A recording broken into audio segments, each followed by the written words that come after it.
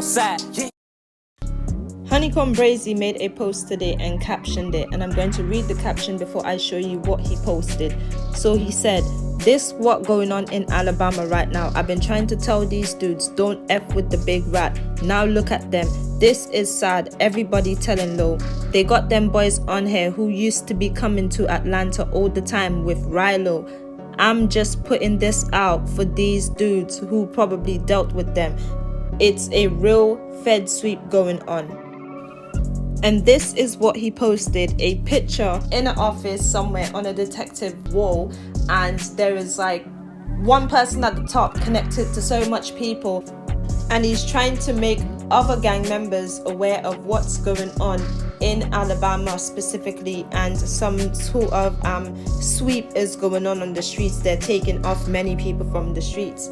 So what's happening right here is a perfect example of Vaughn's situation, because they could have been undercover in his camp, and it's not hard to find these kind of people that is basically trying to build their own life and only care about themselves, and self-centered people like the manager himself.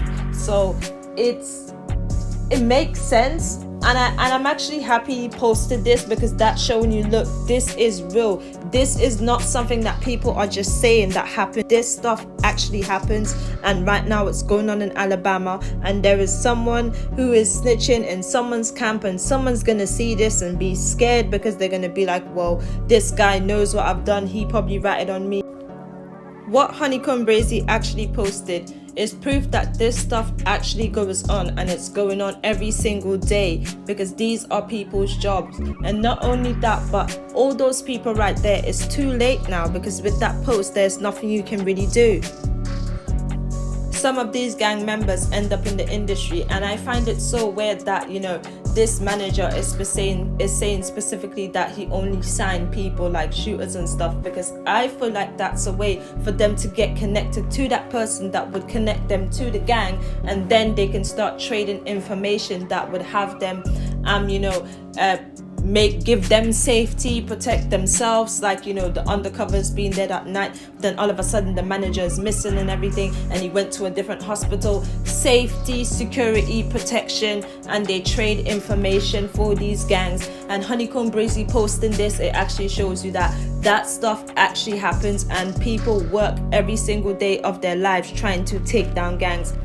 Some of them might think the industry is the way out, but it's actually not, because it makes them become more of a target. And now whoever ends up in the industry out of a gang is being targeted, because they are the ones who can bring back stuff to the hoods, like what they've been saying Little Durk's been doing to O Block and stuff. So it all ties into the industry and the gang and the feds and everything. It all makes sense. Bobby Smurder being on parole. So for those who probably think he came out and he did his time and that, no, he's actually on parole. He's actually right now going under a system where he has to do these things and abide by these things, or he can end up like a Meek Mill, where he was on TV trying to say they're doing him all this wrong and stuff, and you know, and free Meek Mill and all of that. So it can end up really bad, because what it says that he can't drink alcohol, he can't be attending bars, he can't hang out with gangs, and he has to be on a curfew, and by 8 a.m. he has to be inside of his house until 2026. So this is a very long time, and this is actually I mean, you know, at this point it's kind of like, is that person going to change their life, or is they going to do the same thing? And with Bobby Smurder and him being around, look, Meek Mill on the phone and everything, that just tells you that he can possibly end up in that situation, because he's chilling around gangs. When he came out, they're doing all the songs and everything, and I swear it's the same thing, you know, them doing the music and everything. I mean, it can be classed as work, but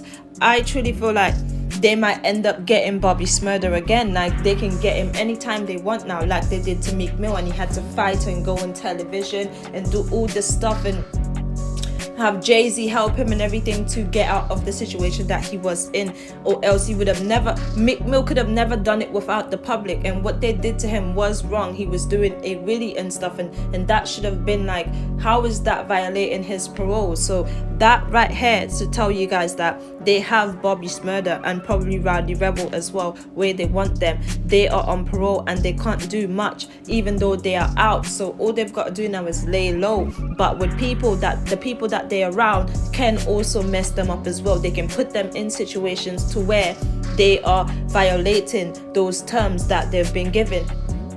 And he's in the industry, so that doesn't make it any better. So I feel like once you're in that place, you're technically owned. So at any given moment, they can, like, you know, use Bobby Smurder for whatever they want to do to him, for whatever clout, or put out something bad on him or something, or try to frame him in some sort of way, like they're doing Tory Lanez. 21 Savage dropped 120,000 on this diamond piece. As you guys can see, this basically a portrait of his face, and I don't know how I feel about this. I'm like, why did he take out the grills and then he's showing us a chain with the grills on?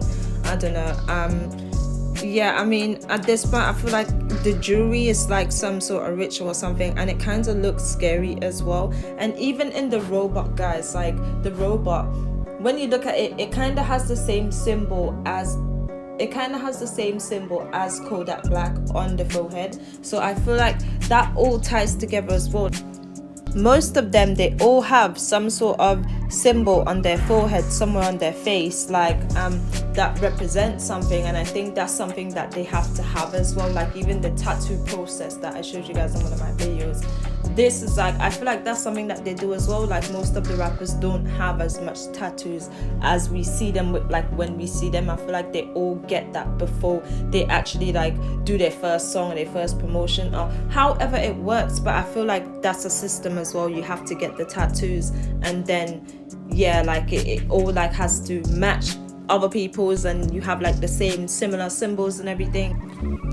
Quando Rondo receives a plaque for one of his songs that he put out, and we all know why he's receiving this, because obviously this is all to do with all the clout that's been going on because of King Von.